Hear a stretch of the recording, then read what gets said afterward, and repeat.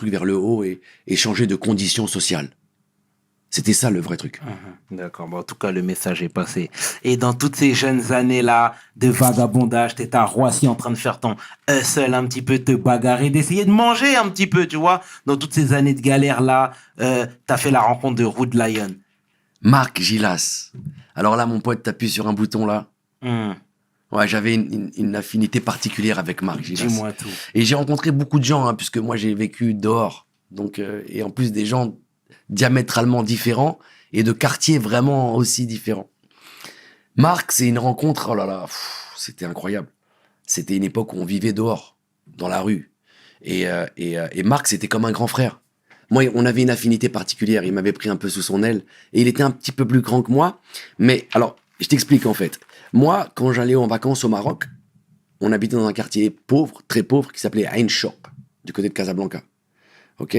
Et dans ma rue habitait une famille qui était des mecs du 94, la cité à Marc, Choisy-le-Roi, Vitry-sur-Seine, etc. Et en l'occurrence, la cité Jacques Cartier, avec Youssef et Gros Yeux et tout ça. Je suis sûr qu'il y a plein de gens qui vont savoir de qui je parle.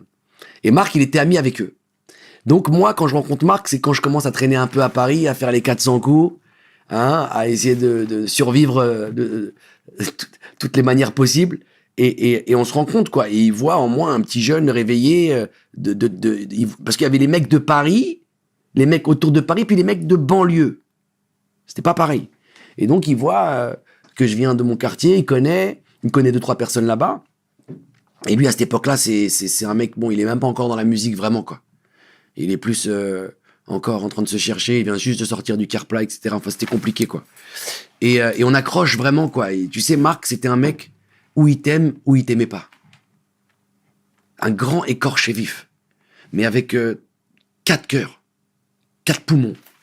Vraiment un mec inspirant, un mec, tu sais,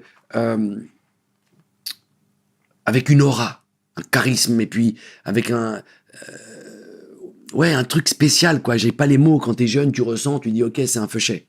Mais c'est un feuchet. Et il t'aime, c'est-à-dire qu'il te prend sous son aile, c'est-à-dire que t'as une super connexion avec lui, super forte. Et en plus, toi, tu portes tes couilles, t'es jeune, voilà. Et donc, tu fais tes trucs. Donc, ce qu'il fait, lui, voilà, on faisait des trucs ensemble, etc. Moi, j'avais ce qu'il avait besoin, lui, etc., vice-versa. Même si on se voyait pas souvent, tu vois. Et après, on a commencé à vraiment traîner ensemble. À l'époque de la musique, etc. Moi, je commençais à faire mes premiers pas un peu dans le cinéma, la musique, surtout la musique d'abord, à travers Assassin et tous ces groupes et tout ça, là. Et j'avais rencontré les jeunes d'Expression Directe. Et si ma mémoire est bonne, c'est même moi qui a fait la connexion entre Expression Directe et Marc. Ok. C'est même moi qui a fait qu'ils se sont rencontrés et qu'après, Marc les a pris et puis a développé Ghetto Youth, Progress et tout. Parce que moi, je traînais avec Marc bien avant tout cela. Et on avait même ouvert à l'époque un espèce de squat incroyable, c'était à Austerlitz. Au 54 ou je sais plus quoi d'Austerlitz, et c'était chez nous. C'est-à-dire que c'était à moi, Marc et 2 autres personnes. Et puis il y avait aussi les mecs de son quartier, les KGB, tout ça, là, il y avait plein des ragamuffins, parce qu'il vient aussi de ragamuffin un peu, tu vois. Il y avait ces mecs-là et des rastas, tout ça. Et donc voilà, on s'était installés là-bas et on vivait tous là-bas et on cuisinait, on mangeait, on dormait, on faisait des sound systems là-bas, on faisait l'argent là-bas. C'était incroyable, c'était une période incroyable, folle, où Paris était à nous, quoi. Paris était à nous, gros. Tu peux pas savoir, c'était autre chose. Et Marc, c'était un de ces... Il y en avait plein d'autres, hein. Mais Marc, c'était un de ces personnages lumineux, non? Vraiment un lion, non? Qui sort de la jungle mais très dur je l'ai vu faire des trucs durs. Et c'est moi, des fois, je le calmais tout parce qu'il avait une compassion, j'avais une vraie compassion avec lui. C'était comme un vrai grand ref. D'ailleurs,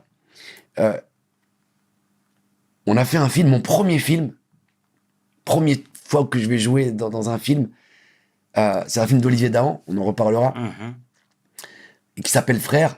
Et j'ai demandé à Marc, parce qu'en fait, dans le film, on avait besoin de certaines personnalités de la rue, véritables, pour venir faire des petites interviews pour le film. Et le film était monté comme des séquences, et puis ça s'arrêtait, puis tu avais une interview d'un mec. Et puis le film reprenait. Et c'était construit comme ça. Et moi, je suis hyper intime avec Marc, avec 2-3 personnes, il y avait Koujo à l'époque, etc. Bref. Et je leur demande, je dis, les gars, putain, Marc, j'ai besoin de toi, viens, ils veulent un camion, machin. Il me dit, Saïd, pour toi. Normalement, je fais pas ce genre de conneries, mais je le fais. Donc, en fait, j'ai une interview de Marc, très, très rare, que je te balancerai un jour, qui est vraiment unique et que je crois être le seul à avoir, où il est assis et c'est sa période phare, quoi.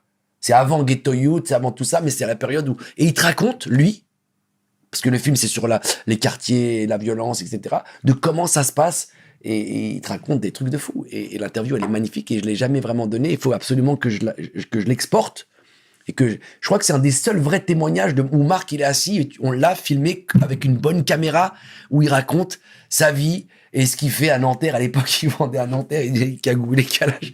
Bref, des trucs de ouf. Et c'était une époque... et il l'a fait pour moi, tu vois. Et ça c'est un truc que j'oublierai jamais, tu vois. Il l'aurait fait pour personne. Et après, j'ai connu Marc dans toute son évolution, dans ses galères, dans ses petits appartements, ses squats, ses différentes meufs. Voilà, c'était quelqu'un qui jalonnait ma vie comme ça et que je gardais en tutelle, non? Comme ça, on se gardait. Et il était très fier de ce que je faisais, de comment je passais de la street à acteur. Mais très, très fier parce que Marc, il avait une grande dimension artistique. C'était un être humain avec une grande sensibilité, un artiste. Et encore une fois, c'est marrant parce que je sais qu'il a fait des choses dures et qu'il y a plein de gens qui ont eu des confrontations violentes avec lui, etc. Et moi, je le vois comme un ange. Un ange qui est là, qui nous protège et qui est comme un grand frère et qui me dit, tu vois, genre trop, quoi. C'était trop, quoi. C'était genre, c'est comme si j'avais gagné au loto, quoi. Tellement il m'aimait bien et tout ça. Et j'ai connu son frère aussi, qui venait à l'époque. Je crois que j'ai connu son frère à un centre système à l'époque, à Austerlitz. Il était très, très, très, très, très jeune. Et il faisait pas encore des bêtises, je crois, à cette époque-là. Ouais. Mais je me rappelle l'avoir vu et il avait un manteau et c'était le frère de Marc. Tu vas bien, tac, on avait passé la soirée ensemble et je suis sûr qu'il doit s'en rappeler aussi. On l'a reçu, Yanis. Ah ouais? Yanis Gauthier, qui est désormais pasteur et qu'on salue au passage. Il est pasteur? C'est ça. T'es sérieux? C'est ça. Il est pasteur. C'est extraordinaire. Qu'est-ce que je te disais? Parce que lui, à la base, il est pas pasteur, frère. Crois-moi. Je sais très bien qui il est ou qui il a été. Mais tu vois, l'évolution, c'est encore une fois une des meilleures preuves d'évolution. C'est clair. Tu vois? C'est clair. Mais voilà, spécial dédicace à toute la famille Gilas parce que ça n'a pas été simple. Dédicace et à tous les gens qui étaient avec nous à l'époque parce qu'il n'y avait pas que Marc, il y avait toute une équipe. Moi, je l'ai connu à l'époque de Tonton David parce qu'après, il a traîné beaucoup avec Tonton David, je me rappelle.